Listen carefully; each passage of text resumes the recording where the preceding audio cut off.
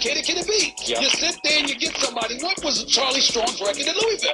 With 37-15, with 4 straight bowl appearances, with 3 victories and those 4 bowl games. It's not complicated. So don't tell me that he was oblivious to it. He was dismissive of this man's credentials. And let me speak, and maybe I'm being bold here, but take the liberty on behalf of Kerry Champion, on behalf of Michael Smith, on behalf of a plethora of African Americans we have, not just on-air talent, but in executive positions right here at this company and in this industry, me, myself, and a whole bunch of black folks that are out there in America. One of the things that really, really hurts is when somebody says to you, they give you such a hard way to go in order to get the opportunity. Then you get the opportunity. You kick butt with that opportunity. You make it happen. And then somebody just glosses over it and says it means nothing. After they set the standard, they set the criteria, and they said this is what you need to. Welcome back to the Late Shift, everyone. That was Stephen A. Smith from ESPN's First Take. Some great, profound comments. My hat's off to Stephen A. Smith for what you said, brother. Really putting it out there by Charlie Strong and these comments from Red McCombs. If you guys don't know, we're based right here in Dallas, Texas. A lot of UT alumni right here. We go to Austin quite a bit. Red McCombs is a big UT booster.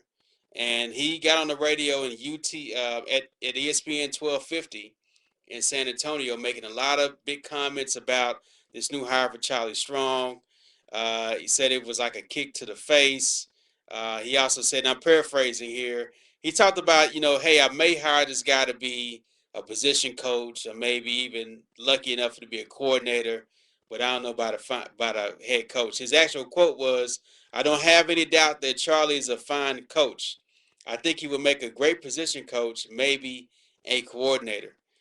Royce, we live in Texas. We're not surprised that Red McCombs or other UT boosters may have an opinion about a black coach coaching the Texas Longhorns. But are you surprised that he was so outspoken to go on the radio and make these type of comments? Well, Rodney, no, not really. Being from Texas, I've been here all my life. Knowing Texas football, I, like everybody, was surprised that he was picked as the next head coach in Texas. But at the same time, Rodney, how many black coaches do we have in college football, in the NFL, and in pro sports, period? That it's 2014 now. Why would you feel like a slap in the face because they picked a black college coach? There's so I don't understand that.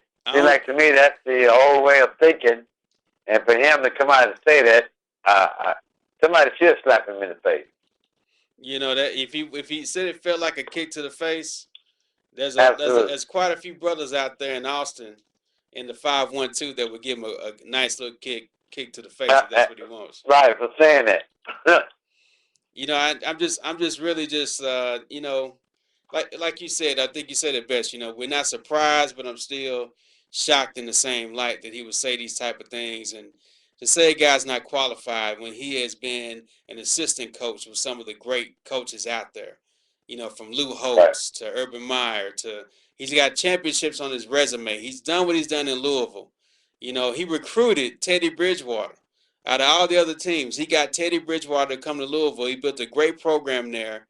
He comes to Texas, and here we go with the issues. And I got news for Red McCombs or any other booster out there listening here in Dallas that doesn't like to hire Charlie Strong. UT does not need your money, man. Those days of catering to these big-time boosters so they can write these fat checks, those days are over.